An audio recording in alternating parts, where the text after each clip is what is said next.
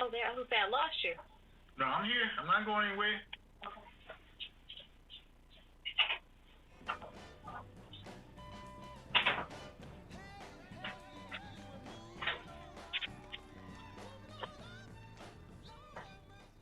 You ready? Mm-hmm.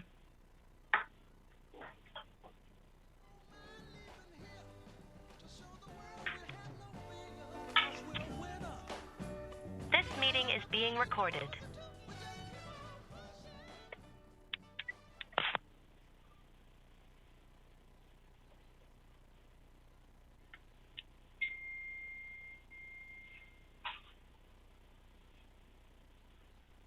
Good afternoon. This is Kaleem Shabazz, President of the Atlantic City branch of the NAACP, welcoming you to the May 5th edition of your NAACP speech.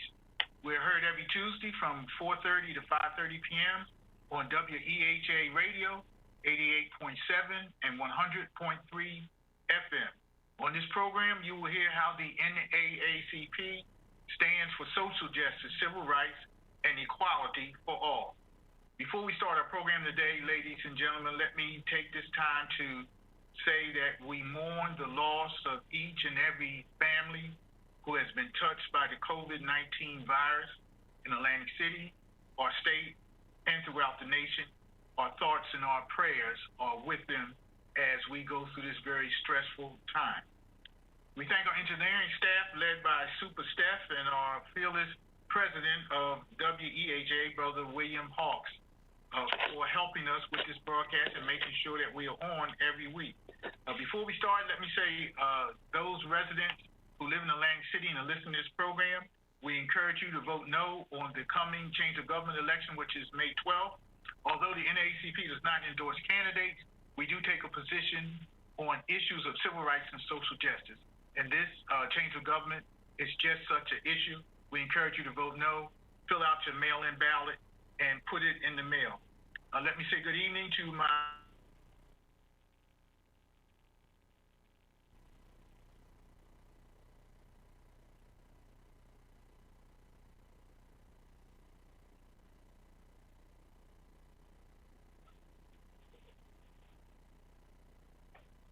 Looks like we may have lost our co-host. President Shabazz, are you there?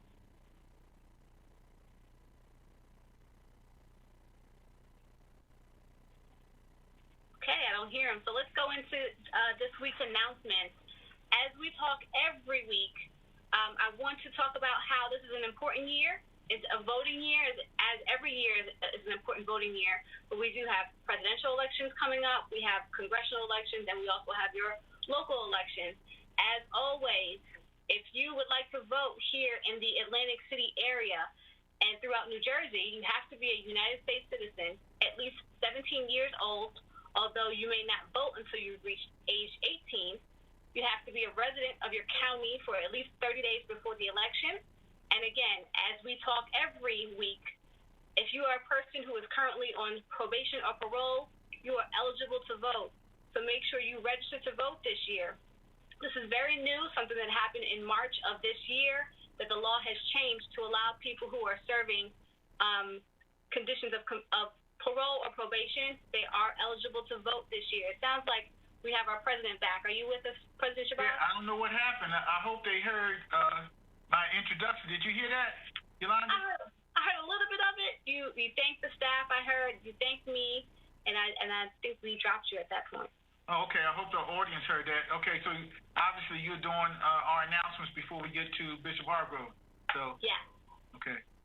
So again, this year, if you are on probation or parole, you are eligible to vote. We want to make sure that everybody knows out there that we are accepting memberships here at the NAACP. So if you would like to be a member of the NAACP here in Atlantic City or renew your membership, you can always visit the NAACP's national website, and you can type in the zip code 08401 for Atlantic City.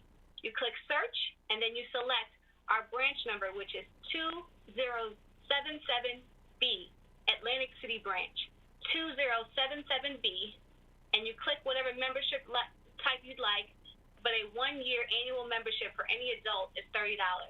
Or you can also contact us at our post office box at P.O. Box 1182, Absecon, New Jersey, 08201, and you can either complete a membership form, which can be found on the NAACP.org website, or you just send in the check or money order with your name, address, email address, and phone number, and we will sign you up and send you correspondence so you are a member of the NAACP. We also want everyone to know that our upcoming elections are as follows. Here in Atlantic City, you have a special election on May 12th, 2020. The registration time has closed at this point, but we want to make sure that everybody knows that this special election and our position here at the NAACP is to vote no on that election, and we'll hear from Bishop Hargrove very soon. But this election specifically will be about a vote-by-mail election, which means there are no voting locations open. However, I think President Shabazz may have some more information on that. But as far as we know right now, it is a vote-by-mail election only. Okay, it is? Okay. The only vote by mail. The only exception in Atlantic City for people who are ADA, they can vote in the county office building. But there are no other exceptions in that. Everybody else has to vote by mail, and it must be postmarked by May 12th. And Yolanda, the bishop, has joined us. So, welcome. Brother Bishop, welcome, and we apologize for your time last week, and we wanted to have you on, and we appreciate your time. Let me say, for those who don't know, and I'm sure everybody in the Atlantic County area is familiar with Bishop Robert Hargrove, who is the president of the Fellowship of Churches in Atlantic City, South Jersey, Fellowship of Churches in South Jersey, and also the pastor of Grace Family Church here in Atlantic City. He's also my good friend and brother, and we are so very glad to have you, a staunch friend and supporter of the NAACP. Bishop Hargrove, let me start off, if I can, by apologizing for your time last week and asking you, let's get right in it. The May 12th election is upon us. Why should people in Atlantic City vote no, sir? Well, firstly, let me say good afternoon to you, Brother Shabazz, and to my dear sister, Yolanda Melville, and to your listening audience. I want to thank you once again for this wonderful opportunity and privilege to be able to be a part of what's going on. It's relevant not only to our city, but to our black and brown constituents, if you please. Also, let me please give a shout out to Mr. Hawks and his lovely wife, the visionaries and our friends that make this so possible. I want to say thank you to them. With regard to our current position and this current election coming up on Tuesday, May 12th, it's imperative that we understand that we as a people need to stand up for ourselves. This is an opportunity and privilege for us not to gain anything, but maintain what has already been achieved by our forefathers. There have been many sacrifices and many scapegoats of black and brown people in the city of Atlantic City for us to obtain this Faulkner Act and have the right to have representation from wards 1 through 6 and to elect our mayor at our will of who we would like to represent us and serve us. If we don't take advantage of what we have, we don't lose something, we lose everything. And when we say everything, it's not just the mayor's office. It extends itself to the water company, the Utilities Municipal Authority. It extends itself to the jewel of Atlantic City, being Beta Field. It extends itself to all of our police officers under the great leadership of Chief Henry White having to lose their jobs and then reapply again for a county police department that operates in tandem on a negative scale of positivity for being a service to the people. We lose our rights to having an independent fire department, to an island fire department, serving Brigantine, Atlantic City, Ventnor, Margate, and Longport, but being funded by taxpayers of Atlantic City. It's not reasonable to think that now the city of Atlantic City is going to come up, and then we're going to level up, and now we can't run up and take care of the business at hand. It's facetious for us to think that we can sit home and everything is going to be all right. It's mandatory that we vote. Thank you so much, Bishop. I will ask my eminent co-host if she would like to ask a question. And again, Bishop, thank you so much for coming. Yolanda? Yes, sir. Bishop, what would you tell people who don't understand what voting is about this election? Why do you think that change is not needed? Why do you think that the governance is as best as it can get right now? To the people who are just saying, I don't want to vote this election. That's a great question, and thank you for asking. We are here at the crust of what you might call a new beginning in the city of Atlantic City. And it has been established by this mayor, city council government. Excuse me. Even though the representation is predominantly black and brown, is good. Is as good as it gets. The fiscal responsibility has been proven. The state oversight, they would have cut it off if it was not working. The relationship that has been established with our current mayor and this current city council, the relationship that city council has developed with the community and their transparency and running their city council meetings, they have proven to us that this may not be. It may not be perfect, but it is good and it works for us. And not only does it work for us, it gives us what we deserve. We deserve the right to have representation where we pay taxes. Taxation without representation caused the Civil War, and we don't want to have that. It behooves all of us in the city of Atlantic City to understand that this is how we say, I am somebody. It's your vote. You can't go in the barbershop and complain. You can't go in the hair salon and complain. You can't go to the basketball court or sit at the playground and complain. What we do is we vote. Well, Bishop, that sounds like a sermon. Listen, that's dynamic. I hope everyone takes that to heart. That's it. You can't say anything more than that. This is a crucial, important election, and the clock is ticking away. This is May 5th. The ballots have to be postmarked by May 12th. We have Mother's Day coming in between there, so please get your ballots get them marked, mark no, and put them in the mail. Bishop, do you have any concluding words? And again, we're so thankful for you being with us. Well, yes. Excuse me, and thank you again. I do want to say to the current administration, we appreciate the display of unity, togetherness, harmony, and agreement that on the stand that you have taken, not just to vote, but make it plain that we should vote no. I'd like to be clear with that. Even though you can vote your conscience, we are asking you for what is at stake to stand with us as the NAACP, the local branch in Atlantic City, with our president and our Esquire, solicitor, and youth, phenomenal youth representation, Yolanda Melville. We're asking you to stand with us and vote no. We're saying that the Fellowship of Churches of Atlantic City and vicinity has a united consensus to vote no. Wards 1 through 6, the civic associations have a united consensus to vote no. Elijah Langford and Amber Hamlin are working with the young people. They're saying we're voting no. All around the city, we have come together like never before, and we need to not procrastinate. It's easy to take the ballot and sit it on the side and get involved with something else because of COVID-19 or all the other things that are transpiring in our community now. But we can't procrastinate.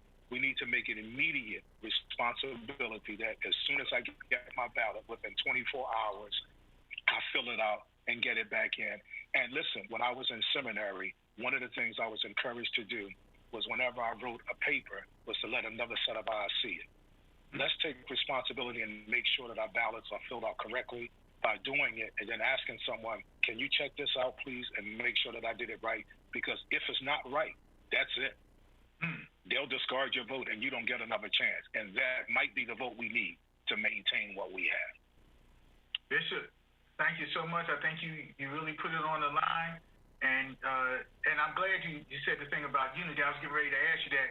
This is one of the times that we have unity across the board with, as you said, the civic groups, the fellowship of churches, the elected and appointed officials. Our state delegation has all come out and said vote no. It's really a great unity, and I'm glad you stressed that so our listeners can know it's not just the elected officials who are saying vote no to hold our positions. It's our religious leadership, it's our civic leadership, it's our community leadership who are all banded together to vote, and our youth leadership to vote no. That's tremendous, and I think that I don't predict elections anymore after President Trump won, but I feel kind of good about our chances. And when the history of this is written, your leadership will be acknowledged as one of the pillars and as one of the people. I can remember it would seem like it was only yesterday, but it was months ago when we had the kickoff press conference in your church, and everybody stood in your pulpit, religious leadership, civic leadership, community leadership, political leadership, and we all said vote no. And we have been saying that throughout until we are here in May saying the same thing. So, Bishop, thank you again for your leadership, your friendship, your support. We are much richer for you being here as the leader of the Fellowship of Churches and as one of our leaders here in this great community. Thank you again, sir. Right. Thank you for your kind words and remarks. Thank you so much. And just so we don't forget, I do want to wish you a blessed Ramadan, and do want to say that the Islamic community, especially Iman Amin, my neighbor in the Chelsea community, has been on the forefront also, and we're still working diligently behind the scenes in a united effort to make our city better for all people. Thank you so much for the Ramadan wishes, and you're right. Imam Amin has been a stand-up person, and this just goes to show that we can work together, and we do respect each other. And after this is over, there's going to be more things that we have to work on, because you really said it, Bishop. The only reason people want to take over Atlantic City is because we're coming up. If Atlantic City wasn't going anywhere, wasn't lucrative, people wouldn't care what the form of government was. And the proof of that was when we were almost broke, looking for pennies, having people work and get paid every 28 days, nobody wanted to change the government. But now here we are on the upswing, and people want to come in and change the government. So it's a trick, it's a scam, it's a hoax, and we have to look through it. And Bishop, you put your hands on it. And you stole my thunder, because I wanted to wish everybody a happy Mother's Day, too. I have my Mother's Day card that I'm sending out to people, and my Mother's Day card says Happy Mother's Day. Mothers are the foundation of society, which I firmly believe. And on the back it says, Third Ward Councilman Khalil Shabazz wishes you and your family a joyous, healthy, and peaceful Mother's Day. So that's my Mother's Day greeting. You beat me to it, Bishop, but I join you in wishing everyone a happy Mother's Day. And those mothers who are mother figures who might not have biological children. And we wish all of them a very happy and healthy Mother's Day. Thank you again, sir. Thank you. Can I make an announcement? Yes, sir. Go ahead. Well, thank you. I appreciate it. This Saturday, the Fellowship of Churches is going to collaborate with the National Action Network. Our local representative is Minister Steve Young. We're going to be giving out 500 meals. There's going to be a drive-up walk, repeated again at Atlantic Cape Community College, which is in the great Third Ward of Atlantic City under the dynamic leadership of Councilman Khalil Shabazz. Thank you. Thank you, sir. What time is it? 4 o'clock. 4 o'clock? 4 o'clock this Saturday at Atlantic Cape Community College. Okay, in the parking lot, right? That's correct. They'll be driving in on Arctic, exiting on Baltic. They'll just open their trunk. We'll put it in. But then for those that don't have vehicles, I'll walk up in on the Baltic Avenue side and walk out on the Baltic Avenue side. We'll have 500 meals, 250 for walk-ups, 250 for drive-up. Okay. Bishop, do they need ID? No, sir. No, sir? Okay. No, sir. Just be there. Just be there. 4 o'clock. You want to repeat that again for people who might just tuned in? Yes, this Saturday, 4 o'clock at Atlantic Cape Community College, the Fellowship of Churches of Atlantic City and Vicinity, in collaboration with the National Action Network and Atlantic Cape Community College, will be giving out 500 free meals, 250 for walk-ups, 250 for drive-ups, but pretty much it's first come, first serve. You walk up or drive up. Okay. That's 4 o'clock, and I think that's Kentucky and Baltic. Kentucky in between Arctic and Baltic. Yeah. Dr. Barbara Gap is the honored and esteemed president, and we're just excited to be able to labor there and be a blessing to our community. And Bishop, I thank you. That happens to be, as you said, in my ward, and I am proud to have ACC as a member and a participant in the third ward, and they are active in the community as you are. Dr. Gabba is a star. And Natalie Devenish, who is the dean of the Atlantic City, is a member of the NAACP, a proud member. She just got her doctorate too. Yes, she did. Yeah, yes, she did. We are proud. I call her Dr. D. So that is going to be Saturday at 4 o'clock, and it's a great thing you're doing, and we just hope that I know people will take advantage of it, and it is a salute to you and Brother Steve. The National Action Council. Brother Steve has been around a long time working on behalf of people, and we say hats off to the fellowship, Bishop, hats off to National Action Network under the leadership of our brother Steve Young, and we hope that people will avail themselves of this opportunity on this Saturday. In fact, the Saturday before Mother's Day, to get a hot meal, and we appreciate that. Yolanda, we have about 5 minutes left. Do you have announcements or comment for my guest? Just for the record, Brother Hargrove is my guest. We have a friendly competition, Bishop, but Yolanda takes advantage of me because she's a lawyer and I'm a layperson when we do this. Go ahead, Yolanda. Well, I certainly want to say, for those who can't see us, we are recording this right now, and I will say Bishop Hargrove is very astute at using Zoom as he's raised his hand in the meeting.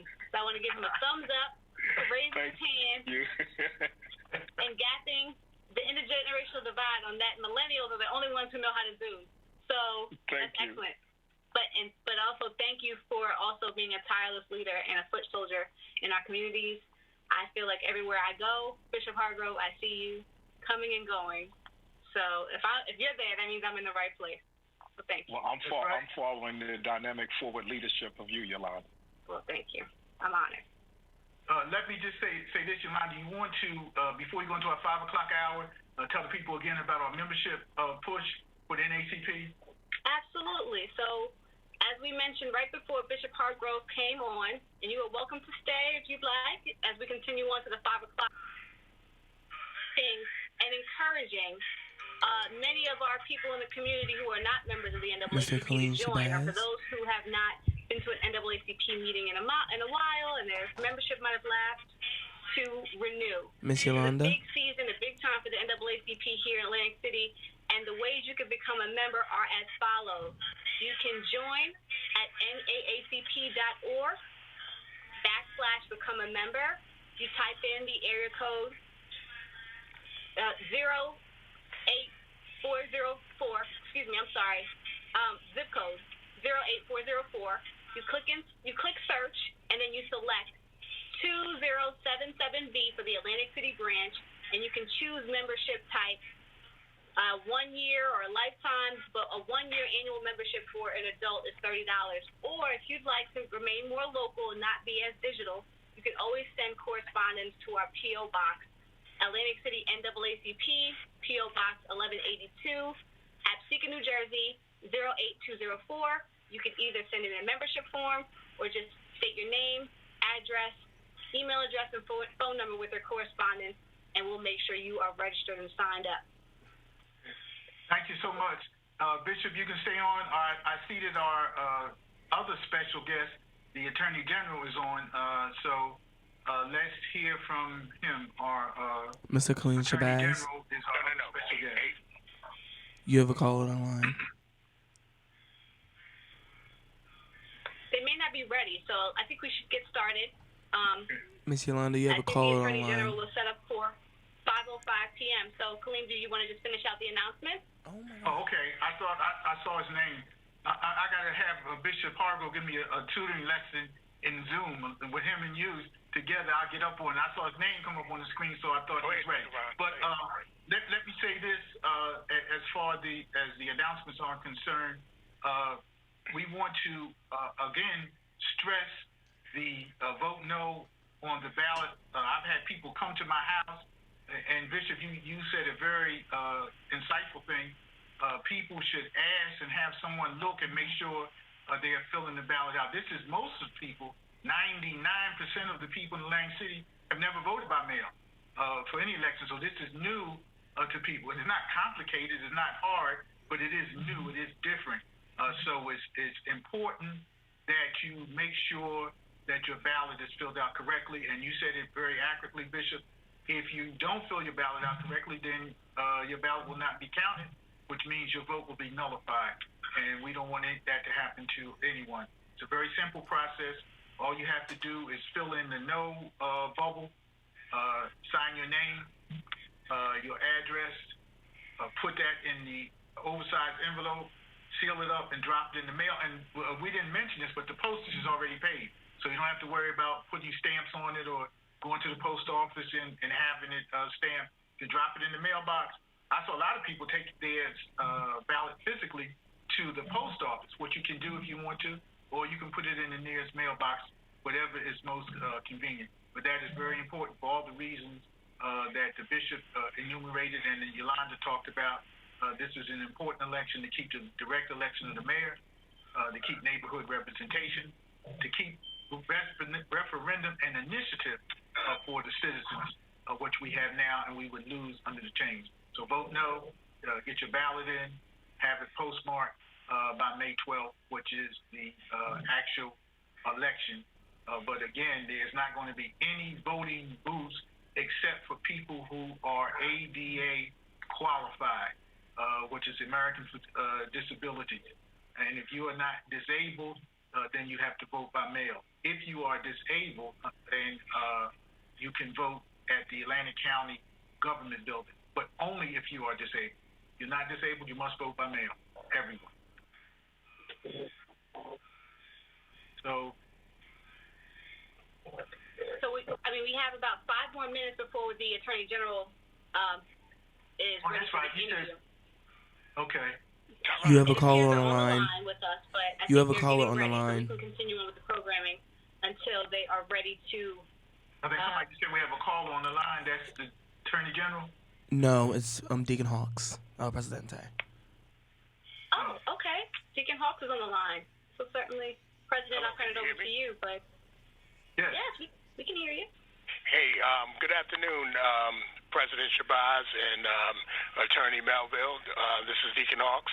I wanted to call in and also greetings to my good friend and brother, Dr. Hargrove, as well. I'm going to take 30 seconds real quick because, as you know, during this pandemic, a lot of our local businesses were impacted greatly. And one of those local businesses, family-owned businesses, an institution in Atlantic City and the surrounding areas is Kelsey and Kim's. They were affected. They couldn't let anyone come in and sit down and dine like they normally would. But as of Friday, they established takeout services. And we at WEHA on Sunday, we wanted to be a support to them as they were celebrating the grand reopening for takeout only by buying 5 dinners to whoever called in that wanted to be blessed with one of these dinners. And my main reason for calling in is because as soon as I had put that announcement out, freeholder Ernest Corsi, he called in right after and said, Deacon Hawks, I want to match those 5 dinners. And he put up 5 dinners.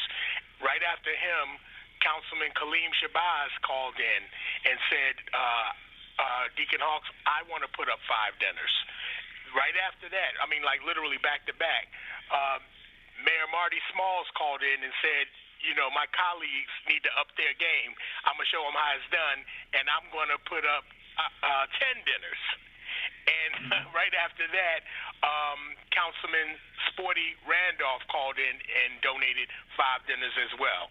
So it was just a wonderful gesture and an effort, and just another show of solidarity and what we can do when we come together and work together for a common cause. And that was to be a blessing and show a sign of support for a great institution in Atlantic City, Kelsey and Kim's, who for over 23 years have been synonymous with not just good food, but giving back to the community. So I just wanted to thank everyone publicly for their participation. Brother Hawks, thank you so much. It was a pleasure to be involved in that effort, inspired and led by you. And you're right, Kim and Kelsey are superstars in our community, are icons. I'm very proud to say that their main restaurant on Kentucky Pacific Avenue is in the 3rd Ward. I am a regular there, and I plan to avail myself of the takeout if I can beat Yolanda there, because she's a regular there too. We love Kelsey and Kim. They are examples, as you are, of what Black business leadership should be about in terms of service, in terms of support for the community, in terms of employment. They've done it all, and we appreciate it. Thank you so much. I appreciate that, and thank you. President Hawks. Yolanda, I see that the Attorney General is on the screen. I'm here. Hey, Mr. Attorney General, good afternoon. Good afternoon, Councilman, and good afternoon, Yolanda. Good afternoon. Mr. Attorney General, we are so thankful that you are here. We have a minor controversy because Yolanda and I have a friendly contest as to who gets the most guests. And she pulled the William and Mary card on me because she said you're both William and Mary alumni. So I tried to claim you as my guest. She said no, because you're alumni. You're her guest. So we're going to split you 50-50. There you go. Go try. Yeah. I have two extra weapons, and that's tried pride. So yes. Undergrad or law school, Yolanda? Undergrad. I went to Howard for law school and William and Mary for undergrad. So we did the reverse. I was in D.C. for my undergrad at Georgetown, then I went to William and Mary for law school. Definitely. Sounds good. We might have crossed each other at some point. There you go. Wonderful. So much. Okay, Mr. Attorney General, let me, before my official duty here, for those in the listening audience and on Zoom who do not know the distinguished background of our eminent Attorney General, let me very quickly do that. Attorney General Grewal is the 61st Attorney General in New Jersey history, but he is the first Attorney General who happens to be a Sikh American, and he is the first Sikh American appointed as an Attorney General in our country. Additionally, the Attorney General was formerly the Bergen County prosecutor, and he, as he said, he was a graduate of Georgetown University with a degree in foreign service, a law degree from William and Mary, along with our co-host, unfortunately. Fortunately for you, President. General Grewal has focused his attention on expanding litigation in the affirmative way for the state, police community relations, reducing violent crime, and fighting the opiate epidemic. And let me also say this for our listening audience. The Attorney General is no stranger to South Jersey. He was just recently the speaker, the very eloquent speaker for the Coalition for a Safe Community in January. He has been here for the NAACP for our community programs, talking about his work in his department. And he's also been our superstar in the community walks. When we have the community walks, hundreds of people come out to see the Attorney General. And we are honored and pleased that he would take time to be with us this afternoon. So for the first questions, I'm going to turn it over to my very brilliant co-host, Yolanda Melville Esquire. Yolanda. Thank you. And welcome again, Attorney General Grewal. So the first question is, New Jersey consistently ranks as one of the most diverse states in America. In Atlantic City specifically, U.S. Census data shows that 32% of our residents are white, 36% are Black, 18% are Asian, and 29% are Hispanic or Latino. Diversity has been at the forefront of your office's initiatives, from its hiring practices to the implementation of its law enforcement policies. Why is diversity important to you? That's a big question right out of the gate. Before I dive into it, and I think it's a great topic to talk about for the first part of our conversation, let me just thank you both for the invitation, the opportunity to speak to both of you, to speak to the Atlantic City branch of the NAACP, to speak to your listeners. And first and foremost, I hope all of you are safe and healthy at this incredibly difficult time. We are going through a lot, and it's unfortunately keeping us from meeting as we would normally meet. I think between the last 6 or 7 weeks, I would have been down to Atlantic City a number of times to either meet with you, councilman. I know I owe you a visit to one of your classes and to do something in the community with Perry Mays. So I'm disappointed that the current circumstances don't allow us to do that, but I am happy that we're meeting virtually. And you know, I don't want anyone to think I've forgotten about Atlantic City. This is a city that I care so deeply about. It's top of mind right now. I am committed to doing everything that we need to do to improve public safety in Atlantic City, whether that is improving police-community relations, whether that's fighting gun violence, disrupting cycles of violence. We continue to work on those programs to look for grant fundings and other opportunities. So once we could, walk away and through the other side of this emergency, we could hit the ground running with our programs and continue to do those community walks. So we are still doing a lot, and we're going to have some virtual town halls in the next couple of weeks to talk about some of these issues, and I'll send you the information to share with your listeners, and then hopefully we can continue the dialogue in this new forum. But on the diversity point, Yolanda, it's a great question. You know, the Department of Law and Public Safety, I have about 7,700 people that I'm responsible for, and our main job here is to stand up for the residents of this state. To make sure we're protecting the rights and interests of all the residents of our state. And I don't think we could do that job unless we reflect the diversity of the people we're representing. How do we know that the issues that are important to such a diverse state unless we have that diversity among our ranks?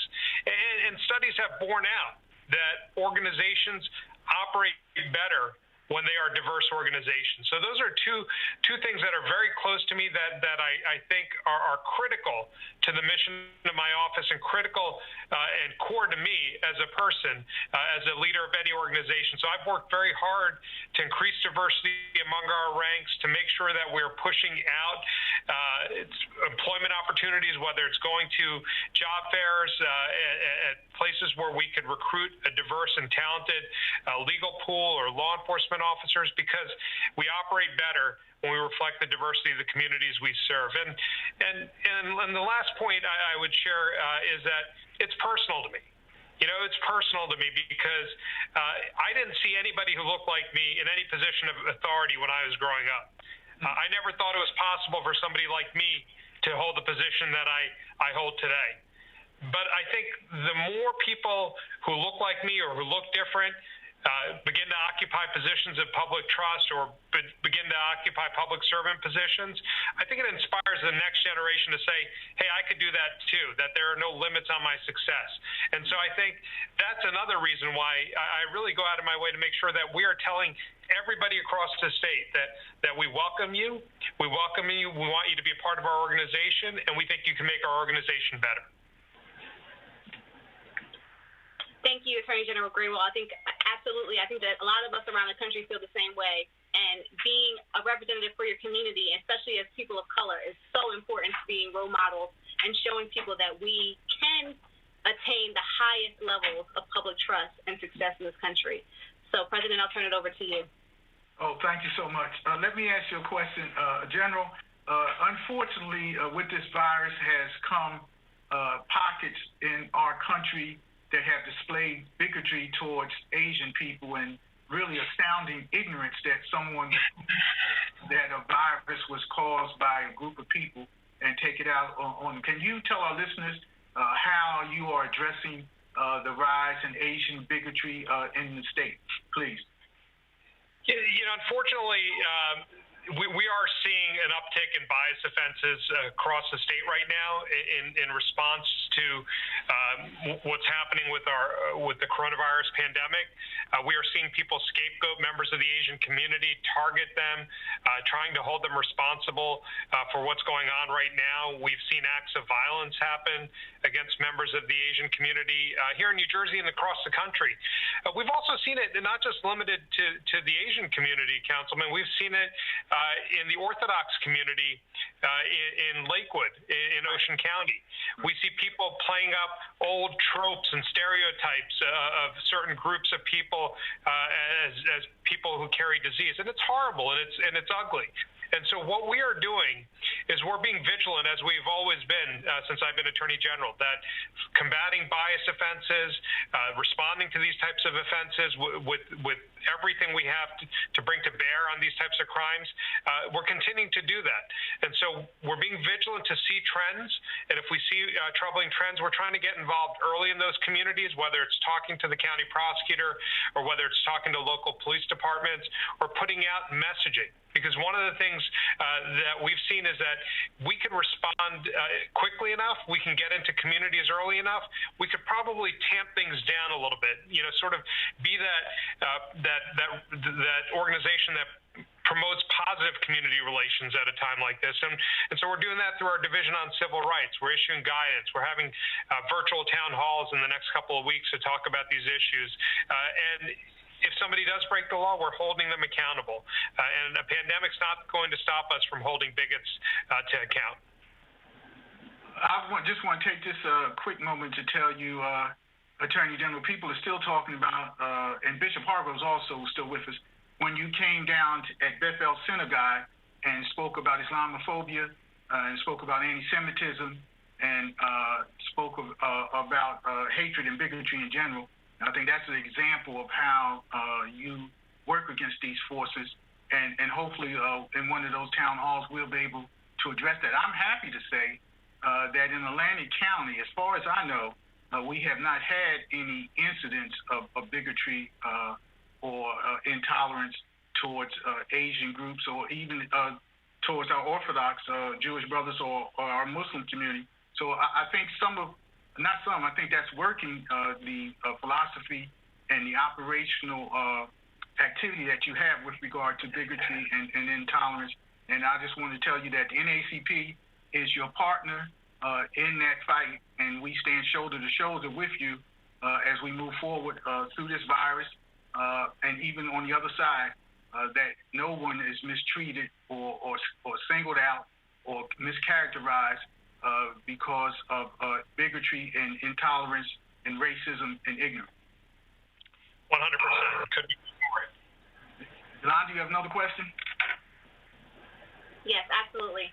So, still on the topic of bias, there are news outlets that are also reporting alleged racial bias from landlords in conducting repairs or other price gouging and other types of fraud, which include, for example, hoarding of medical supplies, charity scams, insurance fraud, misleading investment opportunities.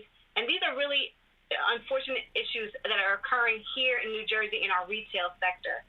What are some of the issues being reported to your office? How is your office addressing those concerns? And more specifically, we've learned about the New Jersey COVID-19 Fraud Task Force. So can you talk a little bit about that? Sure. This pandemic has brought out the best in a lot of people, where we see communities coming together, where we see neighbors stepping to help elderly neighbors, where we, see people giving each other that extra hand that they need maybe to get through this pandemic.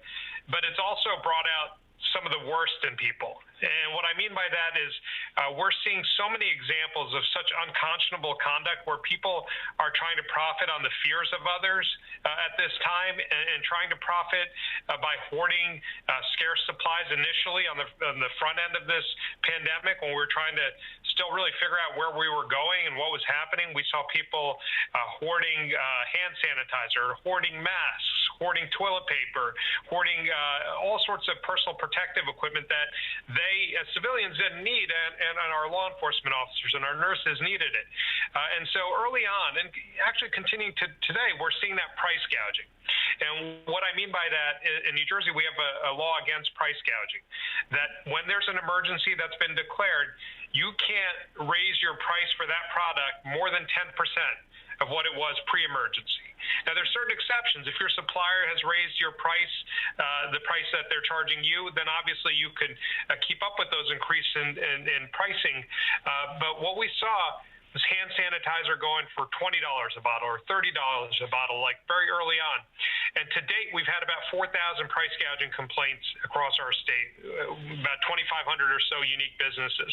And so our Division of Consumer Affairs is investigating those cases. We're sending cease and desist letters. Where we need to get more information, we're getting subpoenas. But we're telling those retailers that are trying to profit off of people's fears and profit off of scarce resources that we're watching you. And if we could prove a violation, the first violation is $10,000, and each subsequent violation is $20,000. So that's one thing we're doing on the price gouging. On the hoarding, which is pretty unconscionable when our nurses are struggling to have PPE. My wife's a physician. She was covering the hospital yesterday. She's the one who needs those N95 masks when she's seeing patients in the hospitals. But here we have people who are charging, $10 a mask or $20 a mask and sitting on huge supplies that they've collected and gotten from those sources, which are very scarce right now. And so we're working with the U.S. Attorney's Office right now on a COVID-19 hoarding task force. So what they're doing is they're going to identify these bad actors. If people have warehouses full of this stuff, they're going to use their authority to go in there, take it from them, give it to the hospitals and the people who need it.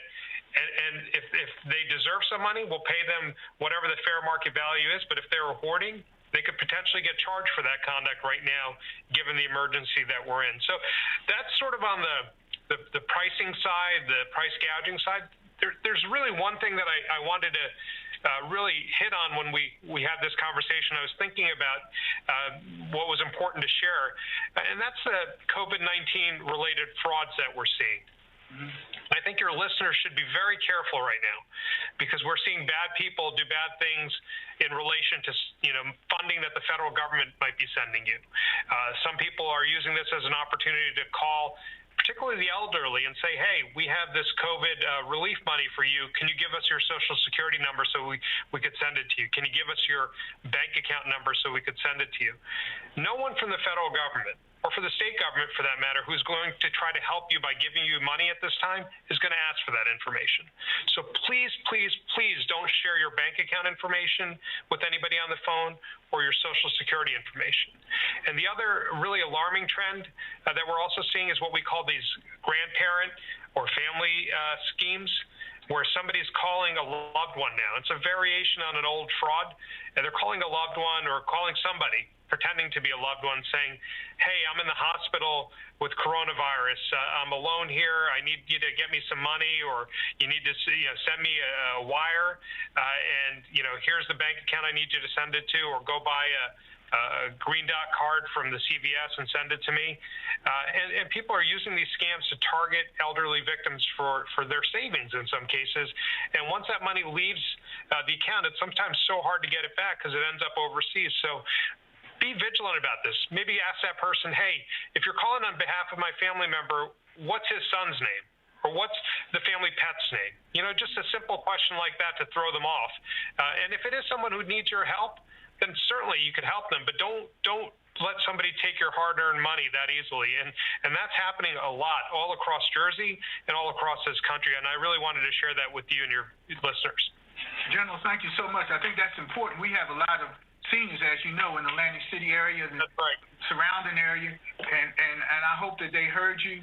I know that they heard you. I hope that they comply with that, because unfortunately, you have unscrupulous people who take advantage of them. Really appreciate that, and that's something that the NAACP, as you know, we stand up for the least, the last, and the lost, and our seniors are unfortunately, especially now, people are sheltering in the home.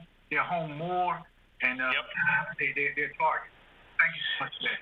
Yolanda? Yeah, and the other thing, Councilman, you just reminded me of another one that folks are really targeting seniors. They're calling seniors and saying, hey, and they're able to get this information pretty easily and saying, hey, I need to come do a home COVID-19 test for you. Can you give me your Social Security number? Can you give me your bank account number so I could get the money that I need to administer this test, or send somebody out to your place to administer this test?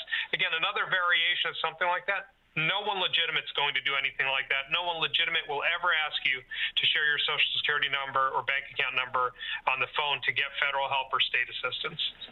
So what our listeners should say is that our Attorney General has told us, never give out your Social Security number, never give out your bank information, and if someone is calling you over the phone, don't give out any information until you check with somebody else.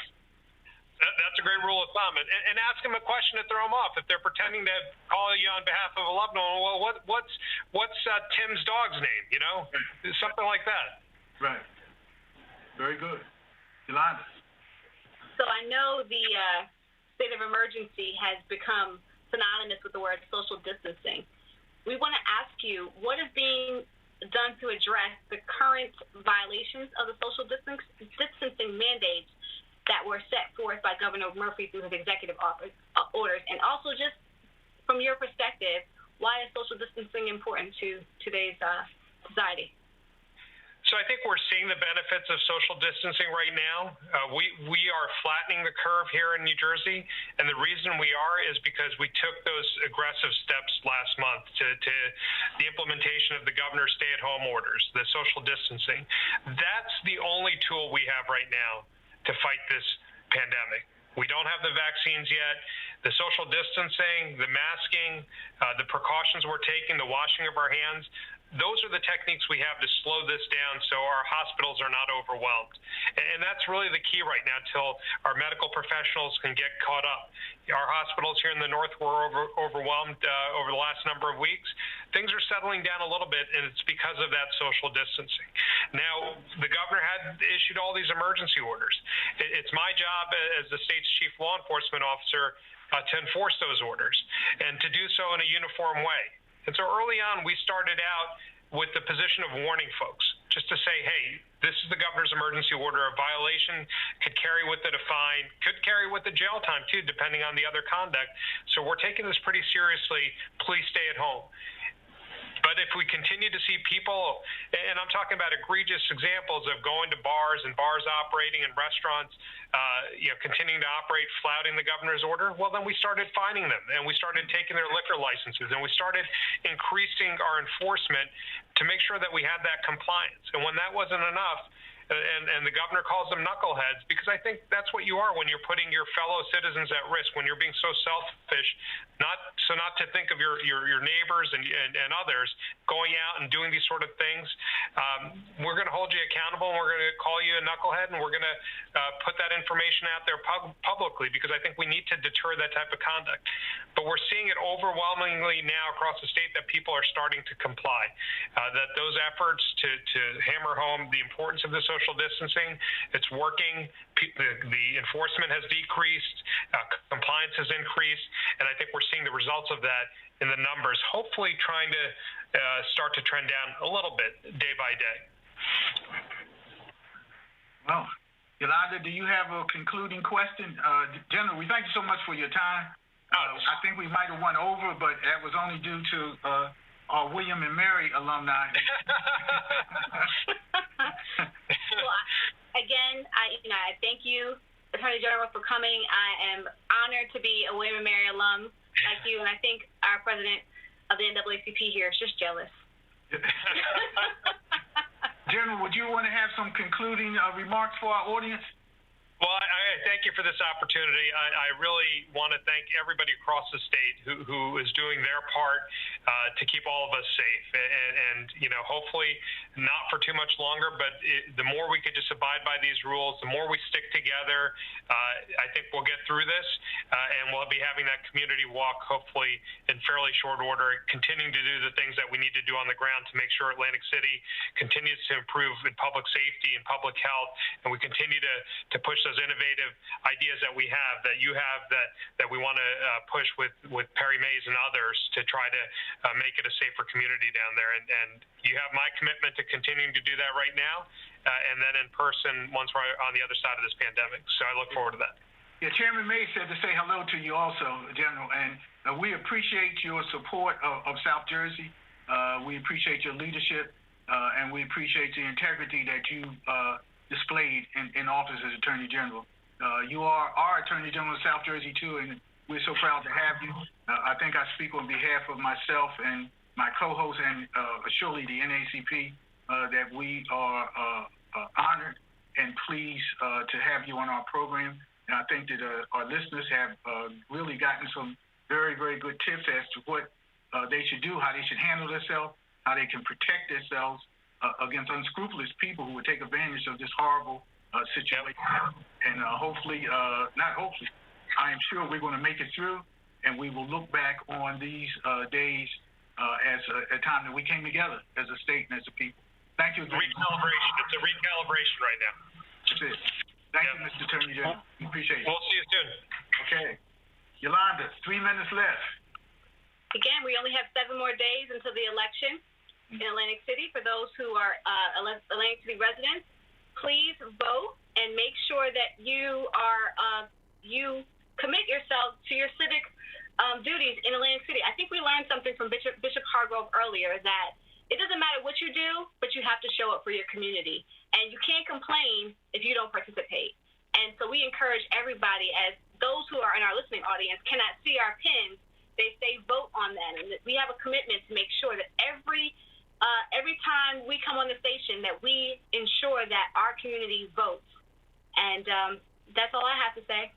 Well, let me say this. You're right, they can't see our pins, but I have a vote NAACP pin, and my commitment, I'm going to wear my pin on every show from now until November, and we're going to keep stressing people should vote, they should vote, they should vote. And as the bishop said, if you don't vote, you can't go in the barbershop and complain, and you can't go in the beauty parlor and complain with any credibility. Obviously, we can't control what you do, but we are very pointed and deliberate and adamant in encouraging people to vote. Please vote no, vote no, vote no on the May 12th election. And here's my Mother's Day card for people can see that. Did you draw it? Huh? Did you draw it? No, this is the postcard that my printer did this. I can't draw a straight line, but my printer. It's pretty good.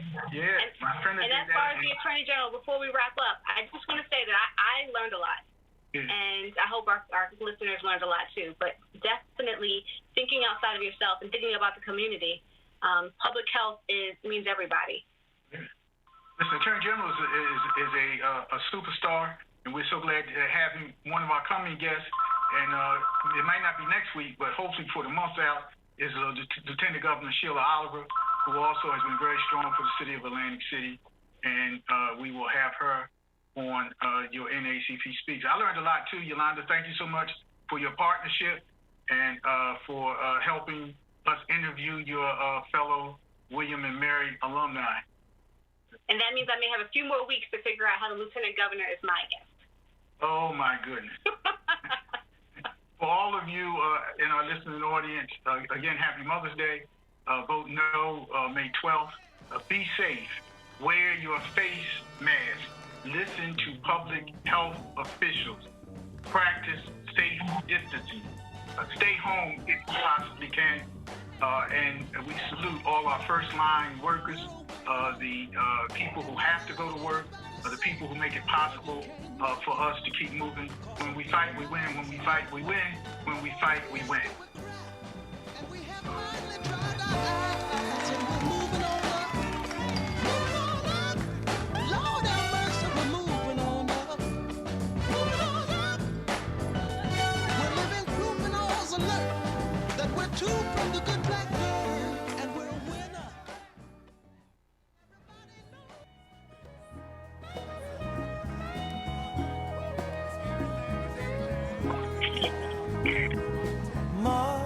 Mother, there's too many of you crying.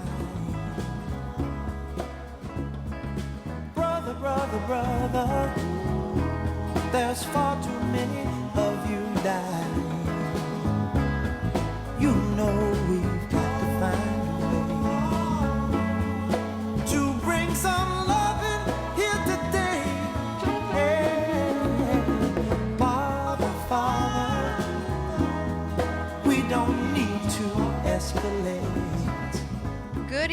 South Jersey, Atlantic City. You are listening to Side Pieces with Susan Korngut and Dr. What's up, Willie Francois? That's Dr. Willie Dwayne Francois the third as of this week, and we could not be more proud. We love you. Thank you, Sue. Thank you, Sue. Tell us, I'm so excited for you. Yo, I'm excited for me too. Tell us about the moment when it hit you that you are now officially Dr. Francois. You know, I mean, Susan, that's not really a fair question because I don't know if it's hit me yet. You know, wow. What I do know is that Sunday, your church people decided to stage a surprise drive-by parade. That was the most real it's felt. Aw. Yes. Yes, that is so cool. I'm so glad that the wonderful people of Mount Zion all banded together. Woo woo! Shout out Mount Zion! Because we know how to party. So yes, we do. We are partying people. And you were really surprised. I was so surprised. People don't usually surprise me. Somebody usually sneaks me information. You know, I have spies in all arenas of life, and they got this one by me. Good to know. Good to know. Tehran said he would have been your spy. Well, that's not a thing to want to be. We want to surprise people. Yes, it is, Tehran. Yes, it is, bro. You want to be one of my spies. I take care of my spies, man. I want in on that. Come on. No, but I'm really so happy. And that you. How long did it take from start to finish for you? The entire process, the program? Yes, right. It was a 3-year program. I started August 2017, and you know, we had 2.5 years of coursework, and then for the past year, we've been in dissertation writing mode. So there's an overlap for about a semester, but so yeah, 2.5 years of coursework, and then 2.5 years of coursework and a year of writing and research. And that's full time, right? Yeah, it's full time. It's full time. Every week for the past 3 years, I've been in class. And we missed you when you had to head down to Georgia. Well, you all missed me more than that, but yeah, I understand. Because, let's not be modest, the great Emory University now gets to claim you as a graduate. Yes, I'm doing them a favor. I'm a credit to them. Yes, this is true. It's true. Who wouldn't want to have you as an alum? What is it, an alumnus? An alumni? Alumni, I think, is plural. Alumnus, yeah, alumnus. Yes, that's amazing. Well, enough about you. You know what today is? Today is someone very special's birthday. And we're not talking Diana Ross. We're talking about the birthday, the 25th birthday of Susan Korngut. Just reverse those figures. It's 52, but thank you. Yes. Really? Are you really 52? I am. Hard to believe. It's pretty smoking hot. Not too shabby. Never have believed that. I would never have believed that. Thanks. Tehran just said I look nothing like a soccer mom. Yeah, you don't. You're not a soccer mom. Thanks. No offense. We love soccer moms. No offense to the soccer moms. No offense to the soccer moms. Although I do have a unique frame of reference for soccer moms, and this is gonna be weird to say. Not Susan. I'm sorry. What was her name? Sarah Palin. Sarah Palin messed up the idea of a soccer mom. You're so right, because there are plenty of gorgeous, intelligent soccer moms out there, and then you meet Sarah Palin and said, "Oh, maybe not." And Sarah Palin's not an unattractive person. She's an idiot.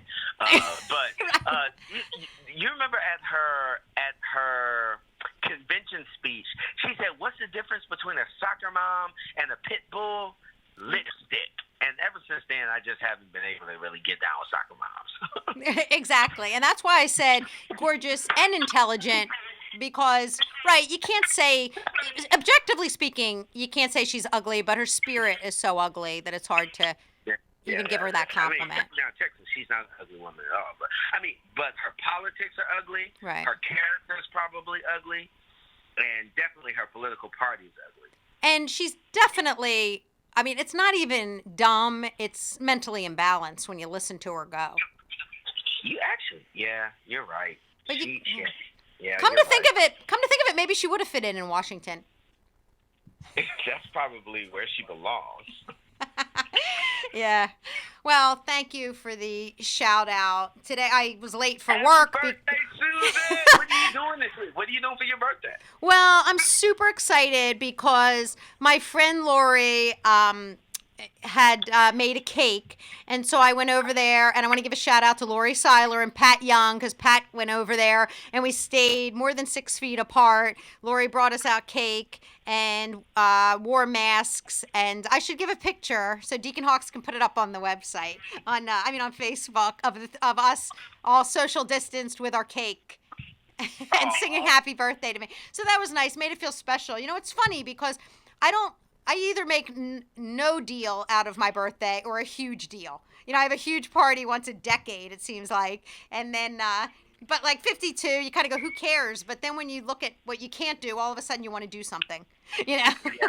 No, I understand that. Yeah. But 52 is a really good year, especially for you, because it's you. You deserve to be celebrated. Thank you so much. Well, 51 was so good because we got engaged. Is that what it was? That's when that happened? Have you blacked out? Did you forget it already? I just didn't know. You were here for that. What kind of fiance am I? I'm just finding out you're 52. How did you keep that from me? Look, I have my standards are very high in one way, but in another way, it's like, no problem. We can work it out. Knowing my age, no problem. So I got to go in late. What is that? That's a 19-year difference? Are you? Yeah. You're 33. You just turned 33. Yeah. I remember your party. I remember that. You standing in front of the cupcakes that spelled out 33. I don't remember you bowling with us that day. I remember the picture. That's true. You weren't there, though. You have such a good memory. Yeah, I did not mean to misrepresent. Yeah, you have a great memory, because I remember one time saying something to you about church, and you said, "Oh no, you were there that day. So and so was not there that day." I said, "You remember people who are in church? It's amazing." It is amazing, and I forget so many other things that are so much more important, though. I doubt that. You make everybody feel special. Like this morning, I was late getting into work because Miss Ross called, and I spent hours on the phone with her. Her present got held up, she said, because of the Amazon strike, but I'm looking forward to receiving it. But we have to talk about something serious. What the heck's going on in Michigan? Do you know about this? Or are you talking about the white supremacist Christians who are commandeering public space? Okay, yeah, I guess that would be it. Yeah. So for people who don't know, they're not just showing up with guns and Confederate flags anymore, because that wasn't enough. Now they're showing up with nooses. It's amazing. It's amazing what they show up with, what they're armed with. And I mentioned this Sunday in the sermon, but it's amazing what these freedom-loving people, as they're framing themselves, how hateful they are. And there's a difference. I read an article in the Atlantic. There's a difference between being free to do and being free to be. And the problem is these white nationalists, Christian nationalists, they only understand free to do. They don't understand free to be, because their freedoms that they're fighting for, free to go outside, free to go to a grocery store without a mask, free to go bowling, free to go get a tattoo, have nothing to do with the collective freedom of being alive and being well and being healthy. And they have to learn how to put those freedoms in conversation. Well, I think that they have no problem pointing fingers when it's someone else. But of course, when it's theirs, they get to just do anything. And when you're of the privileged class, who said that when you're privileged, equality feels like oppression? So Yeah. That's real. That's real. right. That's real. So now, for those of you who are taking notes, when you're privileged, equality feels like oppression. Equality always feels like an injustice when you're a person of privilege. So, you look at these people and you think these are the people who went crazy when Colin Kaepernick took a knee, but somehow showing up with guns and storming the state capitol just seems completely reasonable and innocent to them. But Susan, these free people are some of the poorest people on the earth. Yeah. You know what else? That's the part that I don't get. Like, they don't understand how they are complicit with anti-black oppression, but they don't also realize that they are the underdogs of our capitalist system.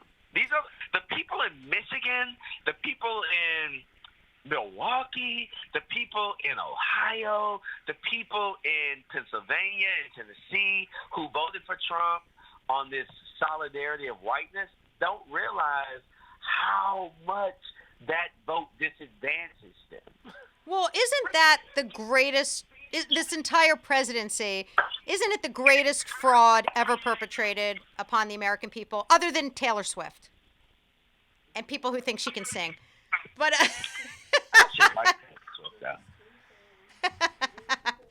actually have this. She's not my favorite white woman, but I like Taylor Swift. I'm sure she's a lovely person. I'm just ribbing her. But no joke, the brainwashing that you get these people to come out and argue against their best interest, it just goes to show how important November is, because it's the end of democracy as we know it, and it's not exactly like we have some great democracy as it is now. Facts. Yeah, like let's ask Stacey Abrams how democratic our voting system is. Facts. Yeah. Good. That's real. Yeah, so now you say, if this happens again in November, we're really doomed. But at some point you have to say, we get what we deserve. You don't show up and vote? How sorry can I feel? Yeah, that's real. You guys show up. If you don't show up, we have to start talking about how we are abdicating our democratic responsibilities as people who claim to love freedom, claim to love people. When we don't show up to vote, we don't just hurt ourselves, but we hurt those who are politically and economically aligned with us. Yeah. What do you think? And if we don't start having that deep conversation around how we're complicit in the devolution of American democracy, we're in trouble. I think we're in trouble anyway because, the fact, if this is even a close call, that's just bone-chilling. It's bone-chilling that it was close in 2016, nevertheless, that he won. And not that he did, because it was, another electoral college, screw you. But, so we still got the majority of the votes, but, I really worry about the progressive wing of the Democratic Party, and I fear that, they want perfection and that they're going to mess this up. And I hope I'm wrong. Unfortunately, I agree with you, but the good news is that you and I are both a part of that left wing of this party. So yes. The question is, how much work are we putting in to mobilize our wing of the party to vote the establishment, which is hard to even think about. Well, I don't want to hear anybody saying, it's hard to argue with somebody who says, I want Biden to earn my vote. Biden doesn't have to earn my vote. Biden could punch me in the face and I would crawl through broken glass to vote for him come November. Yeah. No, I said I like him. Tehran says, why? You don't like him? No, it's the opposite. He could punch me in the face and I would go vote for him. It is the end of democracy as we know it, if this happens again. Yeah. There's a necessity to remove this fascist regime from office here. Yeah. There's also, I hope people know that that's only the beginning. That is only the beginning, and none of us can say, oh, good, we get to go back, everything's restored to normal, because more so than getting this guy out of office, we'll always remember the people who enabled him, the people who encouraged him, the people who voted for him. Yeah, that's true. Yeah. That's true. Did you hear also in Michigan? So I don't know what's going on in Michigan, but so the same place where they're walking around with nooses and that seems to be perfectly fine. A security guard told someone to put on his mask, and he shot the security guard. A security? Wait, what? A security guard shot? Yeah, and it was in Michigan. Wow. Right. And you know that Biden's people are really vetting the governor of Michigan as a VP choice. Yeah, I did. What do you think of that? If it's not a black woman, I can only enthusiastically vote for Elizabeth Warren, but I will vote for the Democratic nominee and the ticket. Right, me too. I mean, but I'll be really disappointed if it's. He needs to select a black woman or Elizabeth Warren. He owes this election. A black woman who's not anywhere near a black woman, but she is Elizabeth Warren. Exactly, right. She's 1 in a million, and that's one we can forgive him for or get behind, and we would understand. But, you know, he really owes this election. The whole turnaround on Super Tuesday, that's all because of what happened in South Carolina and beyond, and it's because African-American people showed up for him. Yeah, that's true. There's no question about that. You got to think Barack is telling him that, right? Doubt it. You think not? Yeah, I doubt it. Is that because because you said that Barack Obama is a disappointment, and that's why Barack is not calling to sing happy birthday to me? What I'm saying is Barack Obama is not he does not embed his work in racial justice. He embeds his work in American idealism, which can often be devoid of racial equity and racial justice and racial repair. And so Obama wants what's best for big A America and not always what's best for the most vulnerable in America in terms of how his policies have worked. And so I don't think that the former president is asking or putting pressure on the vice president to select a non-white woman. I think that the president will want Vice President Biden to pick somebody who can win.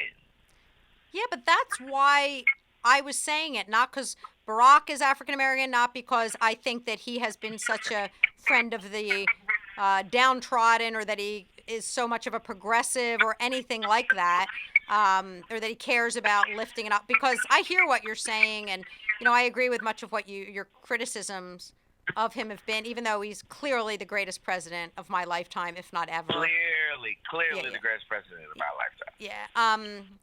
But that's not hard to do against a set of white supremacists, though. True. Good point. Yeah. But I look at but I just think Barack is so smart and he's such a political animal that you look at that and say he's got to be thinking that would be good. You don't think that would be good to help him over the top? I don't think Obama believes that. What do you believe? I actually believe Elizabeth Warren is a great shot for Joe, but I would prefer for him to pick Kamala Harris. Oh, me too. What about Stacey Abrams? I think she's too conservative. Stacey Abrams? Yeah. I think she's a Georgia politician. Wow. How about Val Demings, Congresswoman from Florida? I like Val. I think Val's like a good auntie. I think she's a hell of a politician too. My only concern is that Val is like a real law enforcement agent. Like she was like a police officer. I don't know. I still don't know what to make of that. But I like her. I think she's a good choice. I think she's a better choice than most. I think Stacey Abrams is a better choice than most. I just think in terms of the best VP candidate, I would go with Kamala.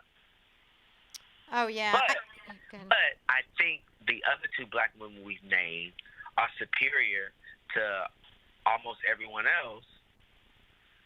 And then if we have to go to a fourth person, I think it should be Liz.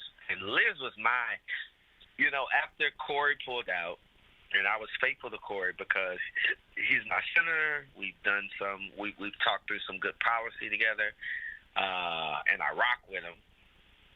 So, but after Corey pulled out from the race, Liz Warren was my person.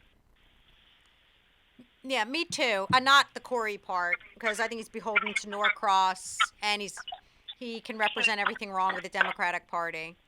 But I know you love him. Yes, I understand that. I understand. But I liked Liz early on, but Kamala was my pick from the start. And when she had her moment in that debate, I thought this is great, and just couldn't seem to capitalize on it. But she would just tear apart anybody in a debate. Certainly Pence. Yeah. She's a brilliant woman. Brilliant woman. Brilliant person, not just one woman. But yeah, brilliant. I think people are thinking she'd be good as AG. And see, that's what I don't like. Mm-hmm. Because? We've had two black AGs, and we see that didn't push us forward on criminal justice at all. And she is less progressive as an AG than the other two black AGs we've had. I think we need to keep her away from the Justice Department, honestly. I look forward to seeing who he's going to pick, and I hope he can get excited about it and he doesn't go with somebody like Klobuchar, because I think that's going to be a big mistake. And I think the other good thing that Kamala brings is she's young. And let's be real, she's attractive, and it matters. On the Supreme Court, honestly. Yeah. I mean, she's brilliant. And I think, and I think all that stuff matters because he's looking not so great.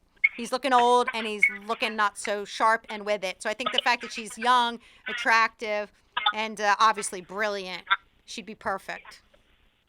But you know the downside of that is that you have to think strategically, and Biden's going to think he's getting California anyway in the Electoral College. So he doesn't need Kamala. That's what. Yeah, but that's not her power is not her geography. I think that's the misnomer. We think that politicians only deliver their geography. No, we're in a deep ideological divide right now. Politicians don't bring their geography; they bring their ideology to the table.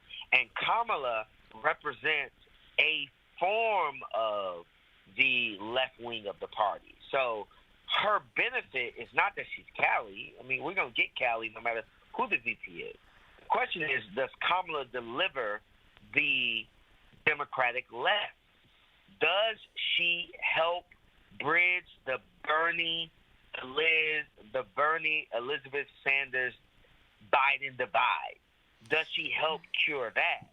And if we can see her as someone who makes up for the votes we lose because we don't have Bernie at the top of the ticket, that's the conversation we need to have. So we need to move her out of this, oh, she's a California person. No, we need to put her in the lane of, does she draw in the progressives? I hope so. I mean, you think she does? I certainly hope so. I don't know. I think she appeals to a particular wing of the progressives. She doesn't go far enough, and I think some of that is her own history. Well, I think yes and no, because I think Klobuchar has horrible history in the prosecutor's office, and she doesn't get vetted the same. Like Kamala gets I think she gets more scrutiny because she's African American, and Klobuchar seems to slide under the radar with her history in that regard. But I think the Bernie bros aren't going to be happy unless it's Elizabeth Warren. I hope that Kamala will bring them to the table. And I mean, I honestly think it should be flipped. I think she should be running for president. I mean, she should be the presidential candidate. I think Biden's time has passed. But again, we'll gladly vote for him to get rid of what we have. Sure. No question.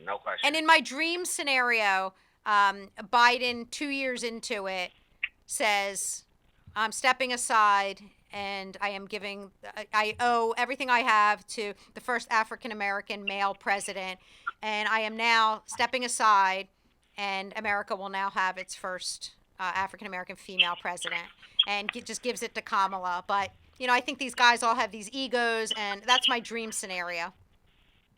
Yeah. Because he really just, he's past his prime. That I think everybody agrees on. Yeah, no question for me, at least. Yeah.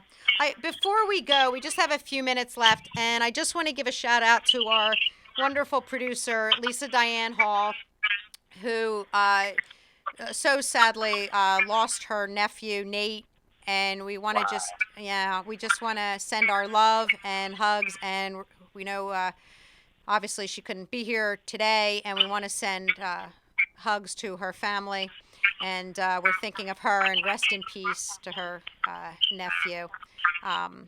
And I want to remind everyone you're listening to Christ-centered, community-focused, listener-supported We Have Gospel, WEHA 88.7 FM and 100.3 FM, Atlantic City. AC, South Jersey, South pieces. I love it. Anything you want to say? You've got 2 minutes. You can romance me with with a little happy birthday. Oh wait, maybe we don't have 2 minutes because I'm hearing Diana Ross in the background. Oh wait, we do. Tehran says we do. Pastor can sing. Did you know that? No, Pastor cannot. Stop it. Stop it. Ladies and gentlemen, please text, call, go on Facebook, congratulate Dr. Willie Dwayne Francois III, always pushing forward. No, go on Facebook, are you on Twitter? No, I'm 130. We covered that. Okay, go on Facebook and tell Susan Corrigan happy birthday. Do it now. Susan M. Corrigan. With a K. With a K. Corrigan with the K. Corrigan with the K. Thank you so much, really. As always, it's such a pleasure. I miss you. Thank you for keeping us going at Mount Zion Baptist Church. For those of you who don't know, jump on 11 o'clock, YouTube and Facebook to hear Dr. Willie Dwayne Francois, the pride of Emory University. It is always a pleasure. It's always an honor. I love you. Atlantic City, South Jersey, thanks so much for listening to Side Pieces with Susan Corrigan and Dr. Willie Dwayne Francois. We wish you a safe week. Wear that mask. Stay home. Peace.